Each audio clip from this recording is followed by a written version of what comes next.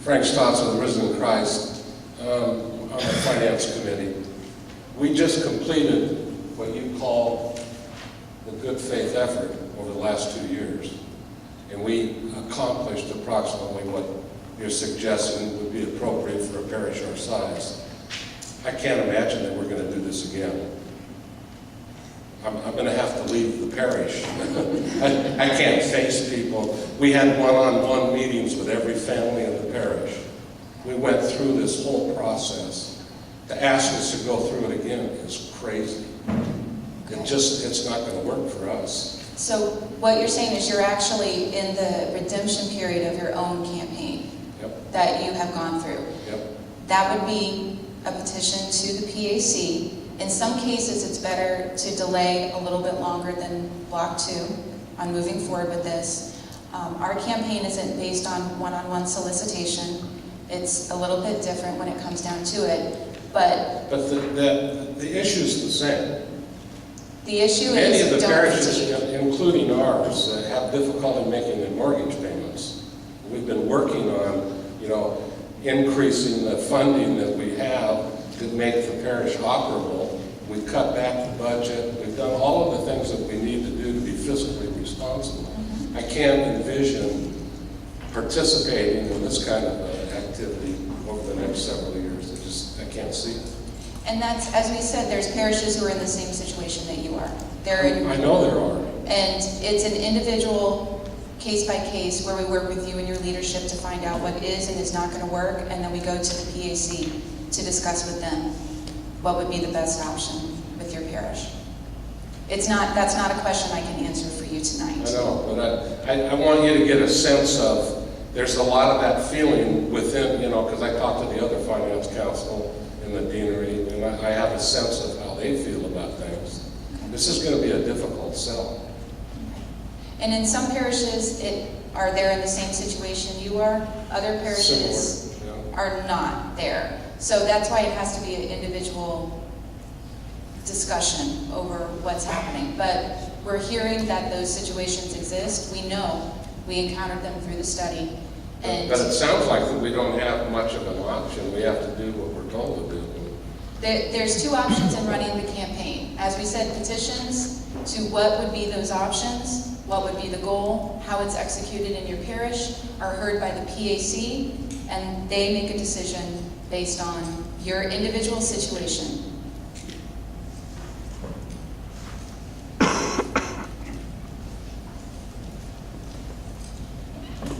I have a question.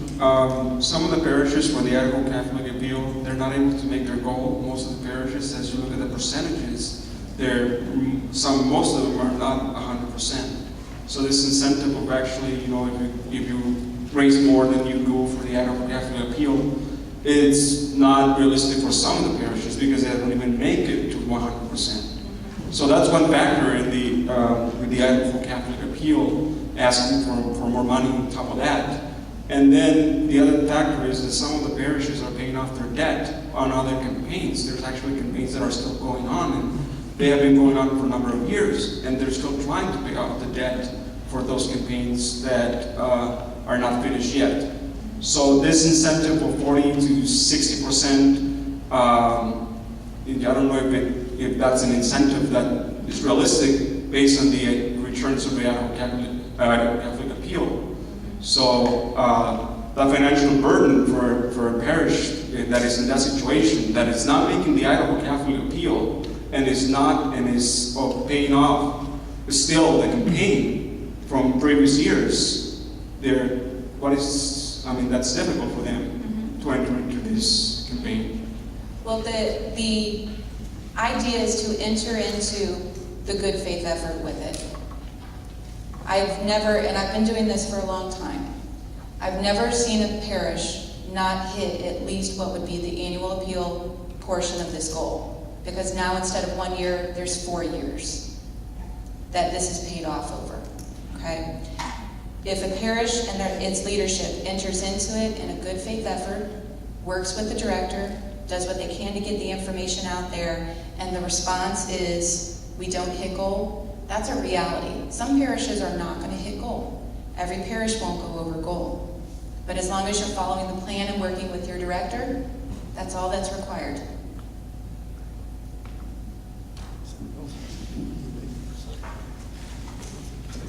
If we decide to go with option 2 and run a joint campaign, can we hire our own development director and run our own campaign as long as we guarantee our portion, or do we have to run through you guys? You can hire your own. Okay. But we do recommend that you hire some kind of professional counsel, whether it's a development director or whether it's us or another company that you decide to go with. But we would have control over our own donations coming into our campaign as long as we just guaranteed our portion back to our portion of the appeal. That's a good question. That's not necessarily the case. Okay. The money that's coming in, because of the way that it's all directed through the Catholic Foundation, is being deposited directly into the Catholic Foundation. Okay? So the gifts that are coming in, you would process them, you would know who your donors are, you would know what would happen. The deposit is made through the finance office, through the Catholic Foundation. A fund is set up for your parish, monies are distributed back for the purpose of the parish. If we received restricted donations for the building project as opposed to the Catholic appeal, would those be able to be set aside for the specific campaign? Or do they have to first go to the... Whether you have a combined, if you have a combined campaign that you're working on, you're guaranteeing a portion which includes the ICA. You should be receiving no checks that are made out to ICA at that point. They would be for your campaign. That's what the checks would be made out for. Okay. If we decide to put our capital campaign on hold, what is the earliest we could start it? You're looking at about 3 to 4 years down the road. Because if you start it earlier, you're going to hurt both your parish and you're going to hurt the overall diocesan campaign.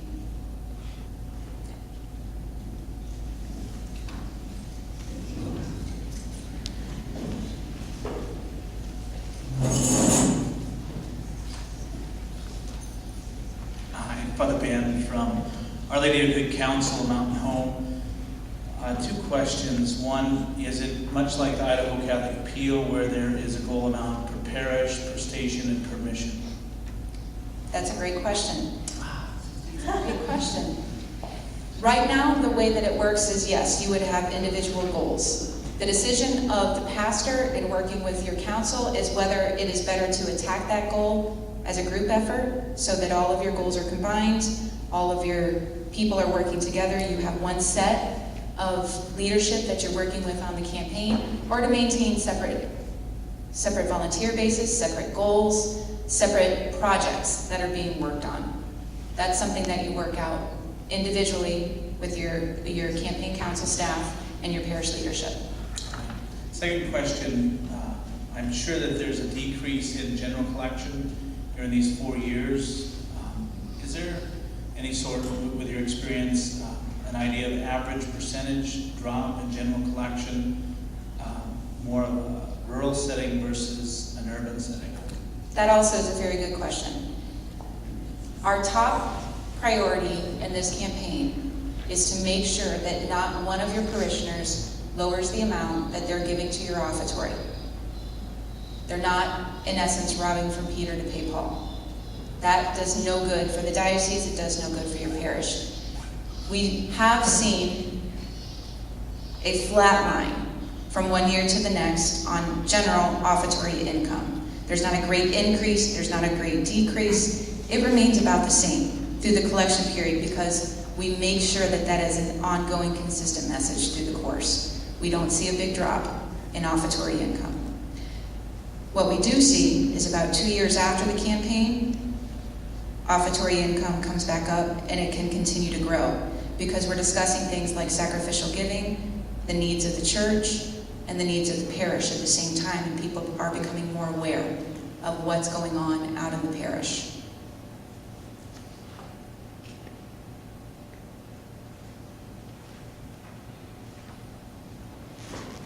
Must be more questions.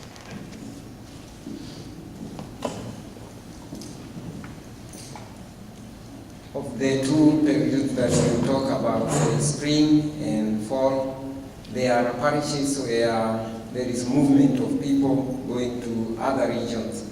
Is there special arrangement or consideration for such situations? Also a good question.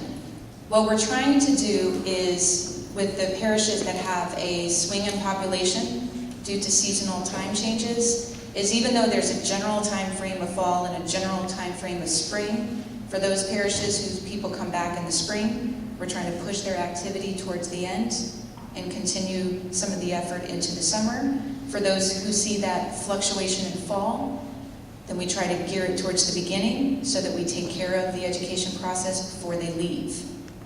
So we are taking a look at what that flow is. It's different for each parish. It's something that we have to really get into the parishes and talk with the pastors about what it looks like. If you lose all of your parishioners in October, then it makes no sense to continue with receptions after that time frame. We have to move everything forward. If your people don't come back until the spring, then it makes no sense to do a reception or an event in January or February. So we would have to take a look at your individual parish situation and adjust that calendar based on what's happening in your parish. And that includes parishioner flow, where they're traveling and where they're going.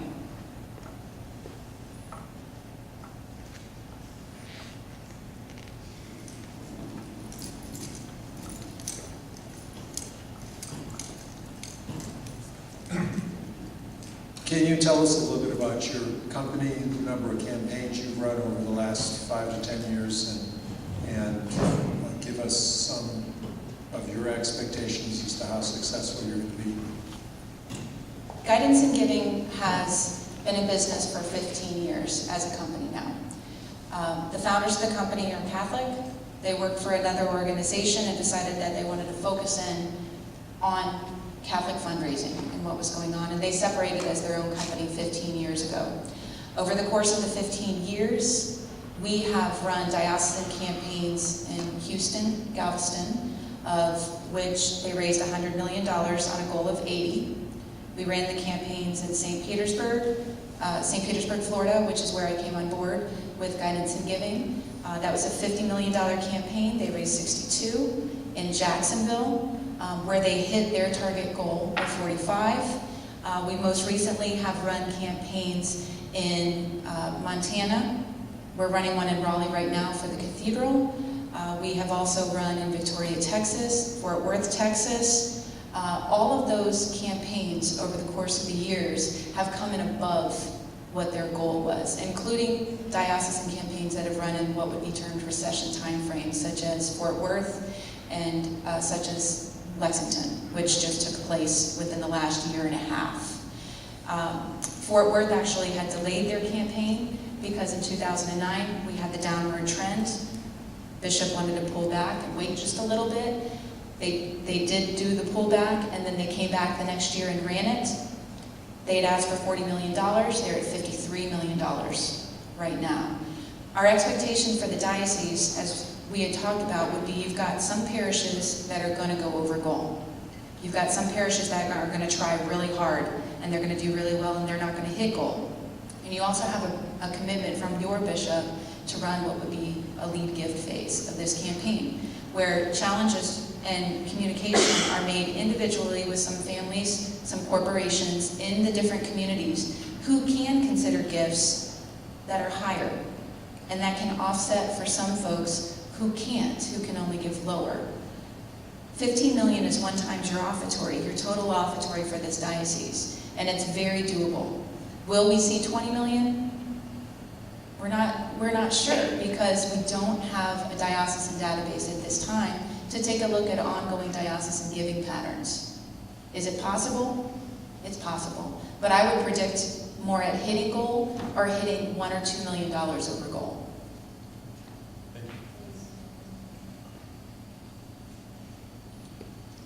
Maybe you could comment, the ICA will be back in 2014, and I believe your company will be assisting us in fine-tuning that process. The ICA is coming back in 2014, and it's actually closely related to the question that was in the back. Offertory, does it go down during this process? ICA, does it come back as strong as it did? Again, in the communications, we want to make sure that people know it's coming back. So they're planning out what they're doing with their giving and how it works out in the process. And part of what we're going to do with the development office is take a look at how are things currently running. Are there operations that could be streamlined? Are there other communications that we can develop for the ICA to bring it back stronger? One of those is, and we had talked about processing at the diocese for this campaign. This is a diocesan campaign. So the processing is occurring in the finance office of the diocese. Monies are being deposited into the foundation. So what happens after that? The results when your bishop is able to communicate directly with your people on what the annual ongoing needs of the diocese are, you start to see incredible growth. I had mentioned that I came on board in St. Petersburg, Florida. I was the director of stewardship and development for the Diocese of St. Petersburg when this group came in and did this. We had just reinvigorated our annual appeal after a 15-year lapse, and we were asked to kick it off and start it, and we thought we were doing pretty good at $3 million. We went through all the process. We thought there was going to be a dip when it came back. We have finished our redemption in the Diocese of St. Petersburg. Their annual appeal is at $8.5 million now. There are processes that can be done. Direct communication is definitely one of those items that can make a difference. And that's basically what we want to do. We want to take a look at what's going well and what can be grown upon. Maybe you could also expand on how the database is being developed and what letters exactly, what kind of things will be sent out. Good question. The database is being developed. Each parish and each pastor should have received some information from the bishop, basically letting them know that, yes, I'm asking for this because the campaign has come up, but we really need to have an avenue so that I can communicate directly with my people of the diocese. No thank you letters have gone out from the diocese for gifts for the ICA. No information has flown during liturgical seasons, communications about the pastoral plan and what's happened in implementation, and no direct communication on what the needs of the diocese are to the people. So from the campaign, we're basically starting off from ground one. We're looking for basic parishioner information from the parishes, and it can be submitted in a couple different ways. Whatever the database system is at the parishes, hopefully we can receive what would be a comma-separated file, and not worst case scenario, but possible scenario, a hard copy. And we're looking for that salutation. Is it Mr. and Mrs.? Is it Dr. and Mrs.? Is it just Mrs.? Is it just Mr.? What is their first names? What's their last name? Address? Phone number? Just basic information.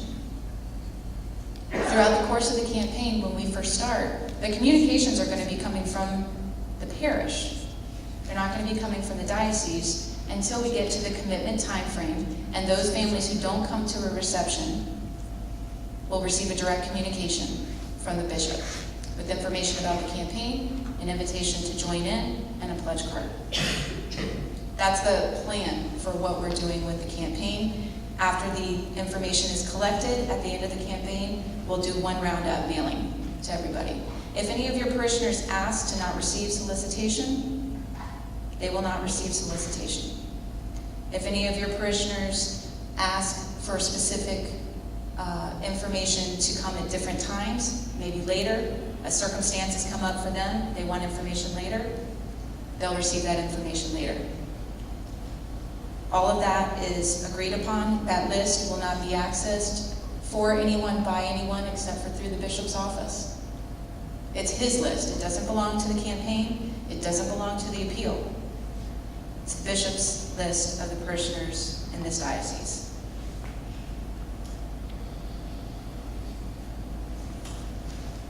Anyone else?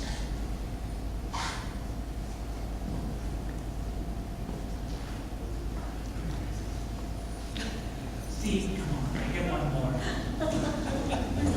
You asked me to ask. Just a quick comment again. Parish expenses, just curious why those expenses aren't covered by the diocese. It's a good question. If you look at the campaign options in the good faith effort, if you take a look at that sheet at the bottom, it talks about a couple of mailings. that the parish would be paying for. Initially, we're not going to have your list to be able to pay for a mailing that's coming through. The cost of it will be approximately one invitation that would go out inviting all of your parishioners to a reception. Refreshments for the reception, of which generally parishes are able to work with different organizations to get those donated. Parishioners they want to participate, and we do volunteer recruitment to help find those parishioners who want to do that. The next thing would be a letter from the pastor backing up that invitation that says you got an invitation, could you please come out to the reception and get the information? And then the pastor's choice at the end, do I want to thank my donors personally? Okay. So what it comes out to potentially is total number of your families times the class of first class postage. If that is something, and it's been under discussion amongst the group, if that is something that is an obstacle for your parish, that from the parish share, if you do the math out, if you take a look at it, for every single household in this diocese to receive an invitation for a reception, you're talking about $12,000 total. That's for every parish household to receive one. So if your parish needs to be reimbursed because you're in a financial strait, you can ask for reimbursement. You just file the form and we'll reimburse you for that postage. The original intent of it, though, is that we'd still be in the process of building. We can't pull the list, we can't do anything with it. It's something that we have to organize and work with your parish on getting out the door with extra volunteer help. You said first class postage? Also a good question. We never recommend bulk mail with this type, with a reception invitation itself. It's an invitation. With bulk mail, they have a window of time that they can get that into people's hands, and we don't know what that time is here. So we would have to, in talking with your parish, find out, is it reliable and is it in a timely fashion for your area? If it's not, then we have to go with first class.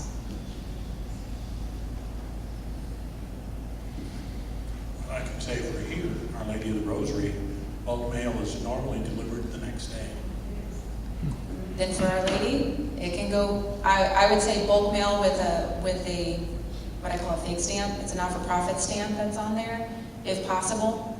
But we'll work with your parish. If that's a decision of the parish leadership, that's the way that it goes.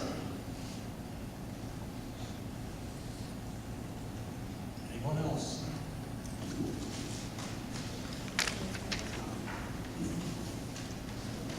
Could you just briefly tell everyone more about the education that will take place with all the Catholics in Idaho that makes it, differentiates it from the Idaho Catholic Appeal? That is actually a tough one. How are we going to do that? Because a lot of these funds that we're talking about building for the future are things that are supported on a regular basis through the ICA. So what makes it different? How do we build that excitement? And really what it comes down to is how do we communicate it to make sure that they understand that this is different. This is different, what we're talking about. And for us, the first step is to completely understand what these funds will do, whether they are new, how funds will be distributed from them, and then communicate that message to the people. And we're in the process of working through what we call a case statement. So really getting in there and making it different. How do we explain the difference between turning the lights on and investing in the future through endowments? We have to be very careful with it. We have to make sure that people completely understand that when they're giving to this campaign, they're investing in the future of it, and that 100% of their monies are not going today to that process. This is the Diocese 401k. This is how they invest in the future. And so our plan is, through each piece, to continue building on that message. So we start with the case statement, which is developed into brochures, videos, messaging from speakers who understand how the funds are done and can completely represent the diocese and how these funds are going to be executed. We host receptions, invite people in, We bring all the information to the table. We allow them to ask questions on what's going on. We realize not everybody is coming to those receptions. That's just, not everybody's gonna make it. However, we're gonna take that and we're also gonna break it up and we're gonna build an NPU education portion into the plan. How do we break that up? Bring it into Mass, all the way through commitment, and then all the way through the redemption and into the future. What is that dollar that they gave doing in 2 years? What is it doing in 4 years? How are the investment incomes coming in? So it's going to be a long, ongoing process of communication. And it's going to be multifaceted. And if we're not, we'll know right away if we are not communicating that difference, because we're starting first with the pastors. And they're going to be the first ones who see that case statement. And that's what we built the rest of the communication from. Besides the receptions and the mailings that go out, you're talking about messages en masse. How many are those? Are you expecting a full homily-sized message or a 2-minute blurb or what? Good question, too. Some of the messages are easy. They're at announcement period. They're promoting the reception. Everybody got their invitation. Please come out and join us for the reception. It's at announcement time frame. My questions would be from Mr. Lawrence.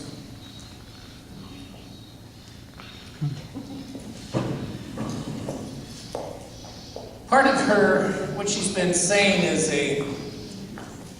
this case, making the case, and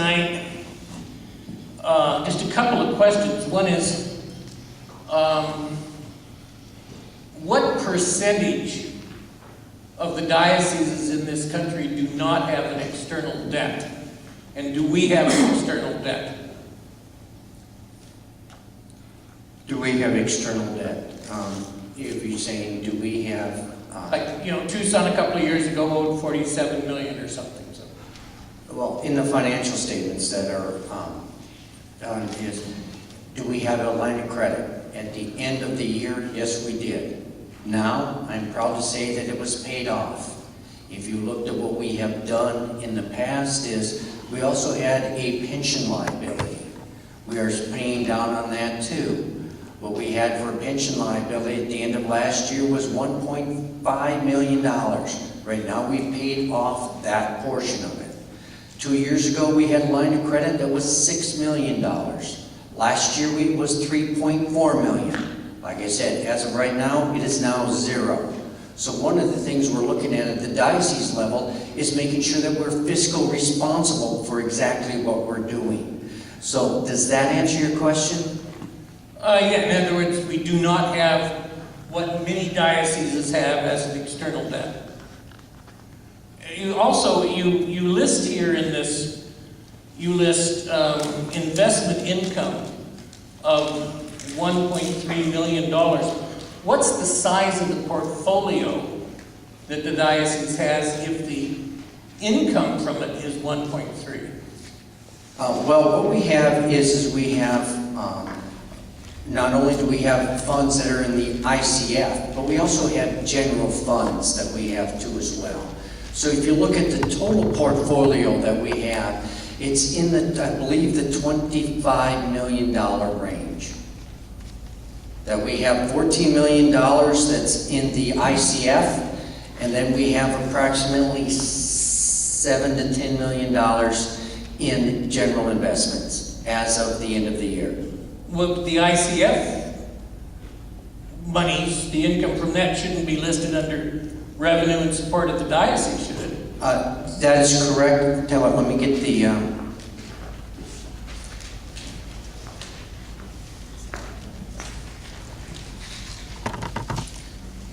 Yes, and indeed, the investment on that portion there of the 1.3 that I'm looking at is roughly speaking, like I said, the general investment's about $7 to $10 million. And then, like I said, I've got about $14 million in the ICF, of which, remember, 7 of that is parish money. If If you're getting 1.3 million out of 7 million, you're doing better than most people are in terms of your investments. Yes, because if you deal is even in with today's economy, I'd mentioned that what we did is we just had a recent review with our investment banker, our investment broker, is that what we did is in the first 3 months of this year, we did 9.3%, which is phenomenal. Our benchmark was 8.3. So we do work hard on making sure that we invest properly. Okay, and then my last question. Well, my second last question would be, Catholic schools, you only give $123,000, and I presume most of that, or all of that, is the money paid by the diocese to schools to supplement the children who are diocesan employees. Actually, you know, that is what that is specifically is that is the money that you see there on the report is actually for what we do to help supervise the schools with our helping out with the school system with Bob Sabota, our superintendent, also with MAP expenses that are in that too as well. What you don't see is, which is in other areas, is the diocese itself paid approximately $70,000 to various schools for funds paying to them for tuition. So that does not include that. Good. That is addition to. Okay. That is correct. And then my last question would be... I thought you said you had 2 questions. No, I said I had... Landis made a very important point about the accountability of Catholic charities because they have such a great board of directors, and I would agree with that. They have a great board of directors. The Idaho Catholic Foundation hasn't had a board of directors for 16 years. And she just said they're going to put all the money from this drive into the foundation. There are a lot of us, and I'm one of them obviously, who's very suspicious of the Idaho Catholic Foundation because it has not had a board of directors for 16 years. How can we trust that foundation when it has not had any foundation board and that any kind of accountability all these years? You know, that's a very good question.